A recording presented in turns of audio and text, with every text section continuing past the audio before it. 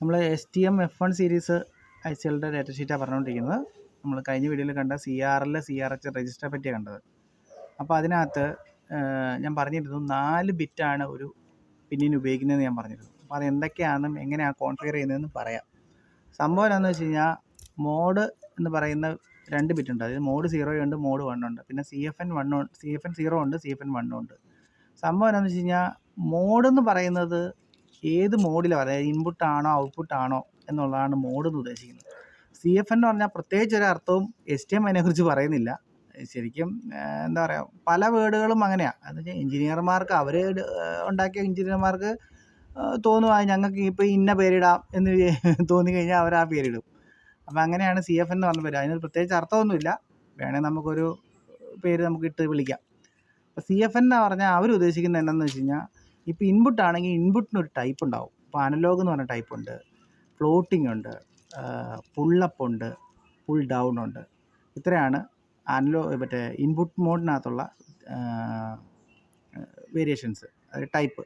അതുപോലെ ഔട്ട്പുട്ട് മോഡിൽ പോവുകയാണെന്നുണ്ടെങ്കിൽ ഔട്ട്പുട്ട് എന്ന് പറഞ്ഞു കഴിഞ്ഞാൽ 10 MHz വർക്ക് ചെയ്യുന്ന പിന്നുണ്ട്. അതുപോലെ 2 MHz നമുക്ക് കോൺഫിഗർ ചെയ്യാൻ പറ്റും. അതുപോലെ 50 MHz നമുക്ക് കോൺഫിഗർ ചെയ്യാൻ പറ്റും. അത് ഓരോന്നിനും ഓരോ രീതിയിലാണ്. ഇപ്പം ചെറിയത് ഇപ്പോൾ 2 MHz വർക്ക് ചെയ്യുന്നതാണെന്നുണ്ടെങ്കിൽ അതിന് നമുക്കിപ്പോൾ LED-യോ റിലേയോ അങ്ങനെ ചെറിയ സ്പീഡിൽ വർക്ക് ചെയ്യേണ്ട സാധനങ്ങളൊക്കെ നമുക്ക് അതിനകത്ത് കൊടുക്കാൻ പറ്റും.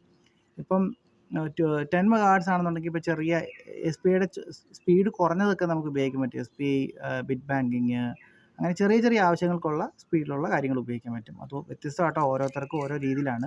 അതുപോലെ 50 MHz ഒക്കെ നമുക്ക് യൂസാട്ട്, SPI, I2C, ഇപ്പം അതൊക്കെ അങ്ങനെയൊക്കെ ഉപയോഗിക്കാം. എന്ന് വെച്ചാൽ ഓരോ പ്രോട്ടോക്കോളുകൾ നമുക്ക് ഇഷ്ടമുള്ള സ്പീഡിൽ എഴുതാൻ വേണ്ടി അങ്ങനെ ഓപ്ഷൻസ് കൊടുത്തേക്കുന്നത്. അപ്പോൾ ഏത് വേണമെങ്കിലും ഉപയോഗിക്കാം. അപ്പം നമുക്ക് ഓരോന്നും നോക്കാം. അതായത് നമുക്കിപ്പം അതിനകത്ത് പറയുന്നത് എന്താണെന്ന് വെച്ച് കഴിഞ്ഞാൽ, ഔട്ട്പുട്ട് മോഡിൽ 3 ടൈപ്പ് മോഡാണുള്ളത്. അതായത് ഒന്ന് പുഷ് പുൾ എന്ന് പറയുന്ന മോഡൽ, പിന്നെ ഒരു ഓപ്പൺ ഡ്രെയിൻ ഉണ്ട്, പിന്നെ ഒരു ഓൾട്ടർനേറ്റ് ഫംഗ്ഷൻ എന്ന് പറഞ്ഞാൽ ഓൾട്ടർനേറ്റ് ഫംഗ്ഷനകത്ത് തന്നെ കുറേ ഫംഗ്ഷൻസ് ഉണ്ട്. യൂസാട്ട്, ടൈമർ, ഇത് കുറേ സാധനങ്ങളുണ്ട്. അങ്ങനെ അത് കോൺഫിഗർ ചെയ്തിട്ട് അതിൻ്റെ പാർട്ടായിട്ടുള്ളത് കോൺഫിഗർ ചെയ്താലേ അത് വരത്തുള്ളൂ.